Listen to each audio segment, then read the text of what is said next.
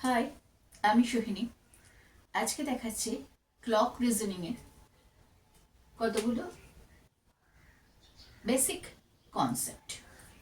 সের মধ্যে কি আছে যে ঘড়ির কাঁটা 12 ঘন্টায় কতবার সমকোণে আসে, মানে 90 ডিগ্রি। কতবার ঘড়ির কাঁটা দিনের মধ্যে 90 ডিগ্রি কোণ তৈরি করে। তো দেখা যাক, সেটা হচ্ছে 1 ঘন্টায় ঘড়ির কাঁটা ঠিক দুবার সমকোণে আসে।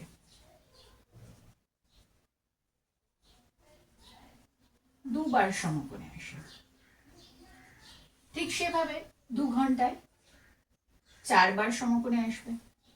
তাহলে আমরা বলতে পারি 12 ঘন্টায় 24বার সমকোণে আসবে। কিন্তু 12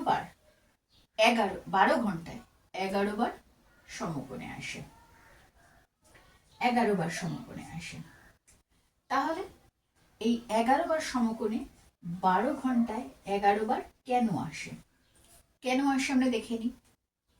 এই যে ঠিক 2 থেকে 4টে, এই যে 2 ঘন্টা, এখানে আমরা 2 থেকে 3টে, 3টে থেকে 4টে, আমাদের 2 আওয়ার, 2 ঘন্টার সময় আছে। এই ঠিক 2 ঘন্টার সময়ে 2 থেকে 3টে যখন বাজবে, তখন ঠিক ঘড়ির কাঁটা একবার সমকোণ সৃষ্টি করবে। আর এই 3টে থেকে 4টে, এই যে এই ঘন্টাটা, এইখানেও একবার সমকোণ সৃষ্টি করবে।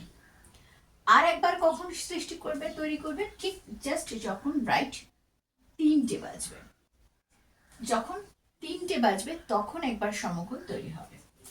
তাহলে এখানে 2 থেকে 4টে, এই 2 ঘন্টায় সমকোণ সৃষ্টি হলো 3বার।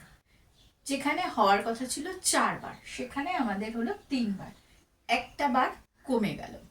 ঠিক সেইভাবে এই যে 8টা থেকে 10টা, এইখানেও যে 2 ঘন্টার সময় রয়েছে, এই 8টা থেকে 10টা, এই 2 ঘন্টাতে 8টা থেকে 9টায় ঠিক একবার সমকোণ সৃষ্টি করবে। আবার 9টা থেকে 10টা, এখানেও ঠিক একবার সমকোণ সৃষ্টি করবে। আর যখন রাইট 9টা বাজবে, ঠিক যখন 9টা বাজবে, তখন গিয়ে একবার সমকোণ সৃষ্টি করবে। তাহলে এখানেও ঠিক সেভাবে 3বার সমকোণ হলো। যেখানে হওয়ার কথা ছিল 2 ঘন্টায় 4বার, এখানে 2 ঘন্টায় 4বারের জায়গায় একবার কমে গেল।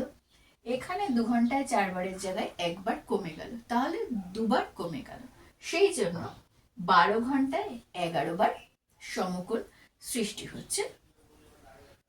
ঠিক আছে, এইবার এটা গেল আমাদের কতবার সমকোণ সৃষ্টি হয়।